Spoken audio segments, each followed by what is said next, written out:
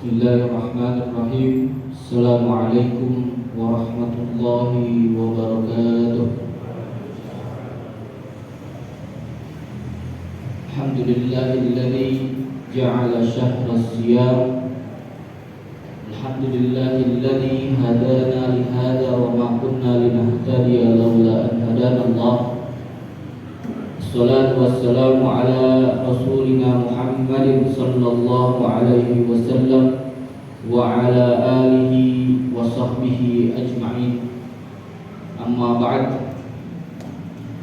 Ya ayyuhal hadirun, ittaqullaha haqqa tuqatih wa la tamutunna illa wa antum muslimun. A'udzu billahi minasy syaithanir rajim. Bismillahirrahmanirrahim.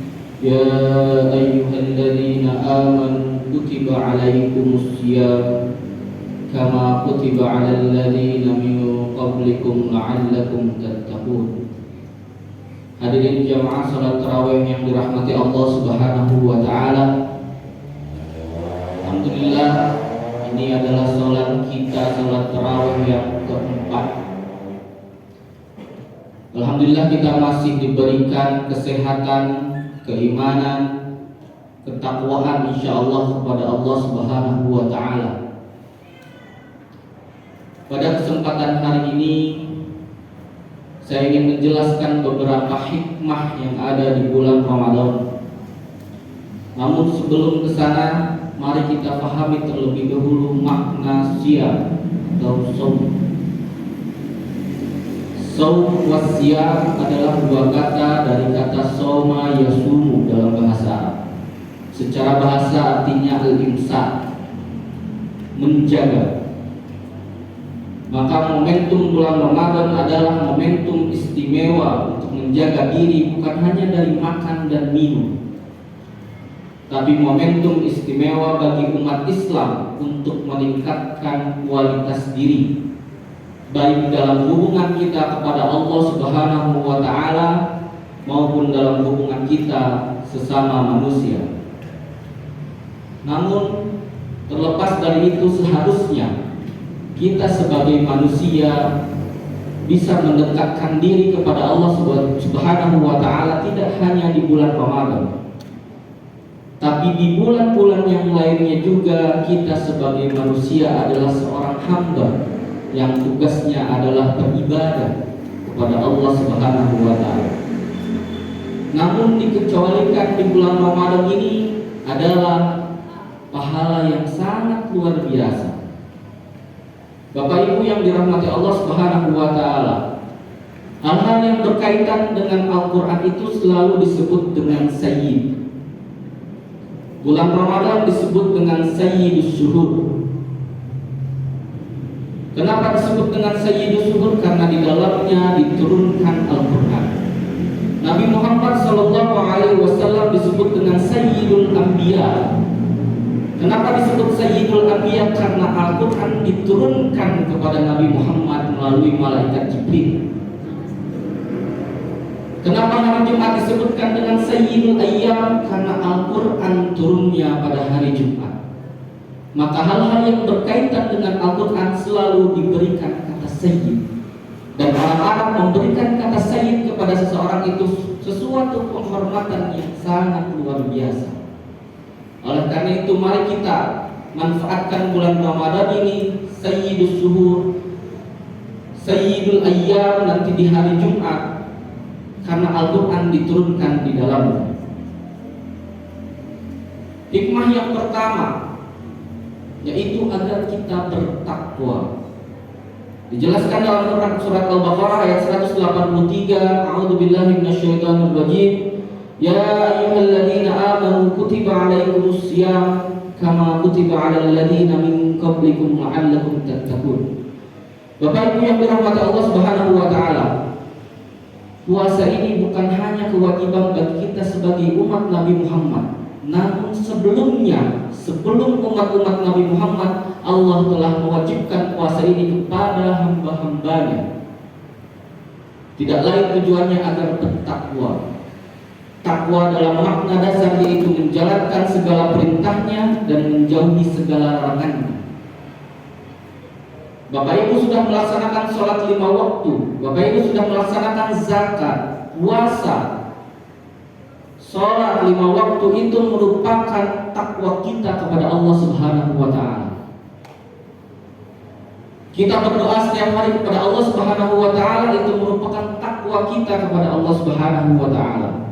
Namun perlu kita ketahui bahwa doa itu bukan meminta, tapi doa itu beribadah kepada Allah Subhanahu wa Ta'ala.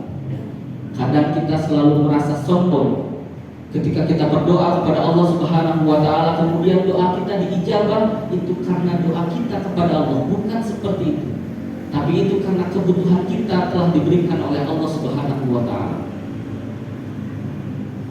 Yang perlu kita garis bawahi, doa itu adalah beribadah dan hukumnya wajib.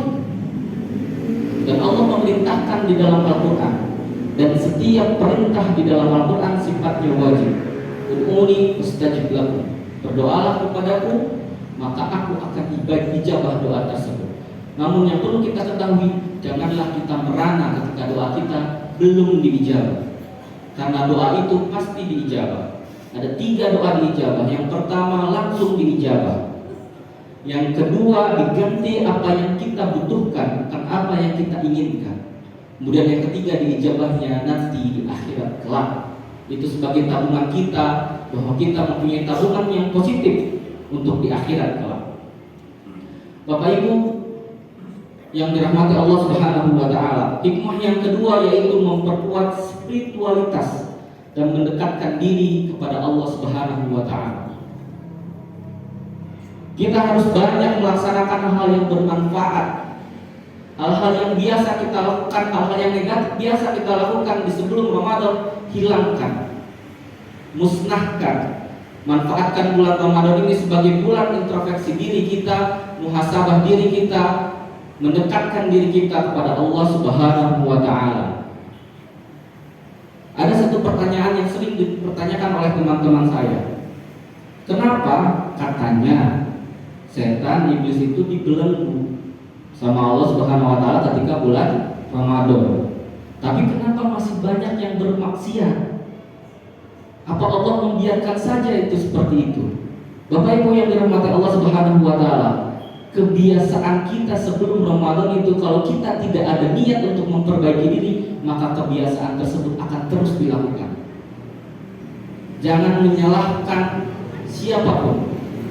Kita harus niatkan introspeksi diri, apa yang sudah kita lakukan, hal negatif apa yang sudah kita lakukan sebelum Ramadan, kita bermuhasabah diri untuk memperbaiki hal tersebut. Dan ini waktunya. Bulan Ramadan ini waktunya untuk beriktikaf. Bukan hanya bulan Ramadan sebetulnya, namun Allah spesialkan bulan Ramadan ini. Oleh karena itu, hikmah yang kedua tadi adalah memperkuat spiritualitas diri, spiritualitas diri, dan mendekatkan diri kepada Allah Subhanahu wa Ta'ala. Kemudian yang selanjutnya, ketiga, hikmah puasa adalah mendidik karakter dan melatih pengendalian diri. Rasulullah SAW bersabda dari hadis yang diriwayatkan oleh Bukhari, "Man lam yad'u qawla zur wal 'amala bihi, falaysa lillahi hajah fi an yada'a ta'amahu wa syarabahu." Barang siapa tidak meninggalkan perkataan dusta dan perbuatan buruk, maka Allah tidak membutuhkan ia meninggalkan makan dan minumnya. Puasa itu milik Allah. Wa ana ajzi bihi, kata Allah. Kita bisa saja berbohong kepada orang lain tanpa diketahui kita makan atau minum, karena puasa ini milik Allah. Maka karakter ini yang harus kita lakukan. Jangan sampai kita berbohong kepada orang lain, karena Allah Maha Tahu. Bukan hanya karakter kepada Allah, tapi karakter kepada manusia itu juga harus saling dijaga.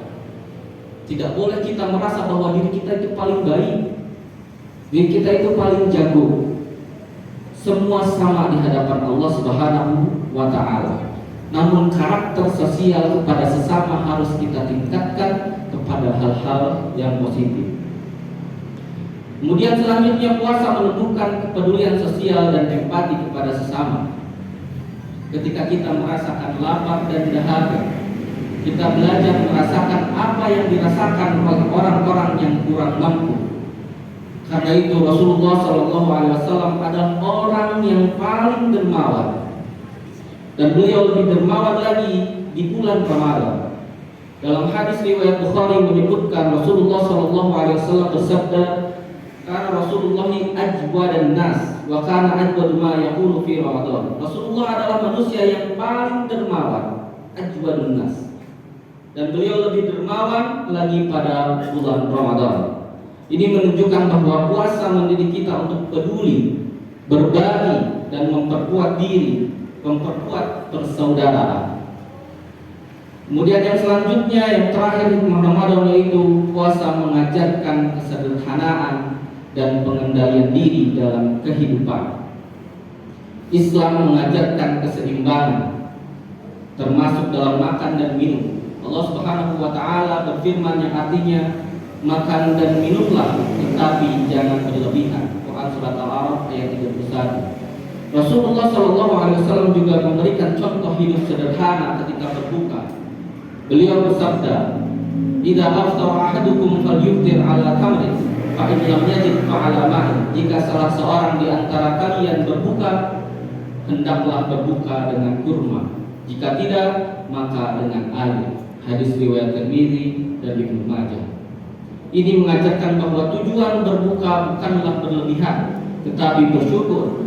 Puasa mendidik kita untuk hidup lebih sederhana dan tidak berlebihan.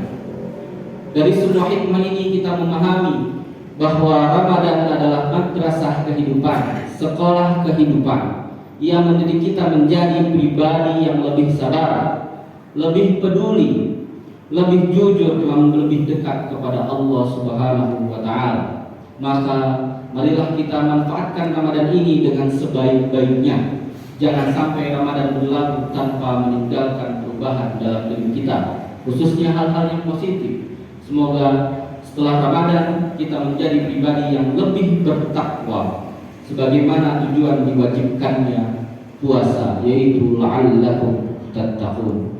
Allahumma ballighna Ramadan wa 'anna 'ala siyamihi wa qiyamihi waj'alna fihi minal maqbulin. Semoga Allah menerima amal ibadah kita, mengampuni dosa-dosa kita, dan menjadikan kita termasuk orang-orang yang bertakwa. Aqulu qouli hadza wa astaghfirullah li wa lakum. Assalamualaikum warahmatullahi wabarakatuh.